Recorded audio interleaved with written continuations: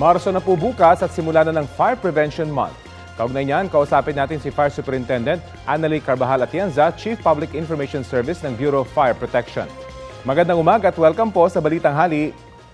Magandang tanghali po, Sir Rafi, at sa lahat po ng sumusubaybay sa ating programa. Apo, kumusta po yung paghahanda nyo kaugnay sa pagsisimula ng Fire Prevention Month bukas? All systems go na po tayo. Bukas po ay 6 a.m.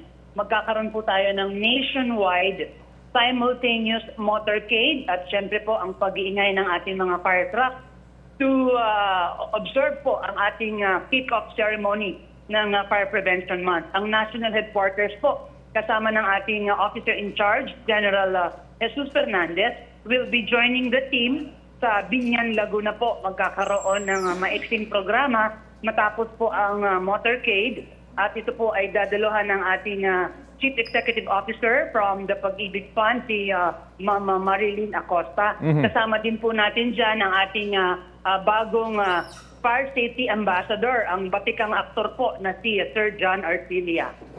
Ano po ba yung kadalasang nababaliwala o hindi na pagtutuunan ng pansin kaya nagkakasunog? Ang atin pong nakikita sa trend ng fire incidents kung saan ay majority ay residential, negligence pa rin po ng ating mga may-ari ng tahanan. At as simple as paghugot po ng mga nakasaksak na appliances matapos po itong gamitin ay nakakaligtaan. At ganoon na rin po yung ating octopus connection.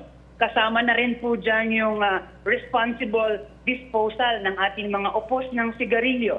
At ganoon na rin po itong mga pagsisiga sa ating bakuran kung saan ang ember or yung alipato na tinatawag ay ito po siyang lumilipad kapag nangahanginan at dumadapo na nga po sa mga light combustible material.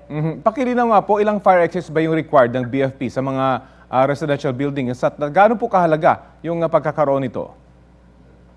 Depende po din yan sa size at saka sa number of floors. But at least for every room at sana meron po siyang dalawang means of egress, entrance and exit. Yung mga grills po na nakalagay sa mga bintana ng mga tahanan ng mga Pinoy, karamihan po merong ganyan eh. At karamihan talagang in place na siya, wala siyang bukasan. Paano po ito ina-address ng BFP?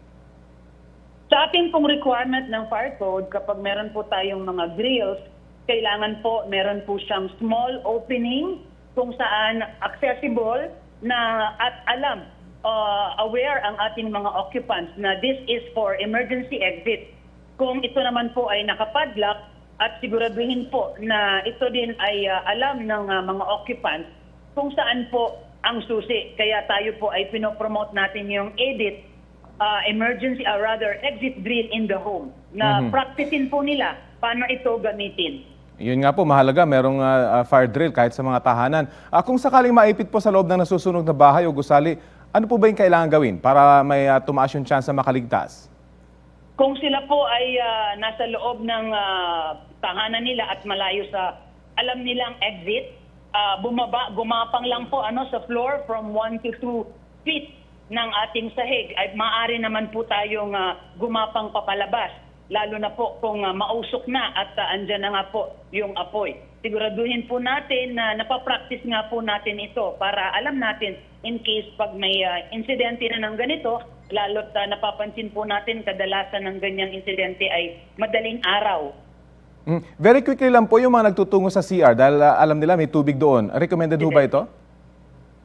Yes po, kailangan po para po matuto na ang ating mga community from elders to young ones, especially po itong may mga kasamang PWD at senior citizens sa kanilang tahanan. Advice po natin, nasa ground floor na po ipwesto ang mga kwarto ng ating mga PWD at senior citizen po. Linawin ko lamang po yung mga nagpupunta sa CR kapag may sunog dahil alam nila may tubig doon. Ito po ba yung nire-recommenda ng BFP? Maling perception po yan Okay. na tayo ay pupunta sa CR. All the more tayo ay makukulong dahil alam naman po natin ang ating mga CR, napakaliit po ng bintana. Yung ventilation, lesser ang chance. So mas mainam po talaga lumabas po tayo ng bahay. Mahalaga po yan dahil hindi sapat talaga yung tubig para maapoy ang apoy kapag nasa kulob na lugar. Maraming salamat po sa oras na ibinahagi niyo po sa Balitang Hali. Maraming salamat po. Magandang tanghali po. Si Fire Superintendent Annalie Carbajal Atienza ng BFP.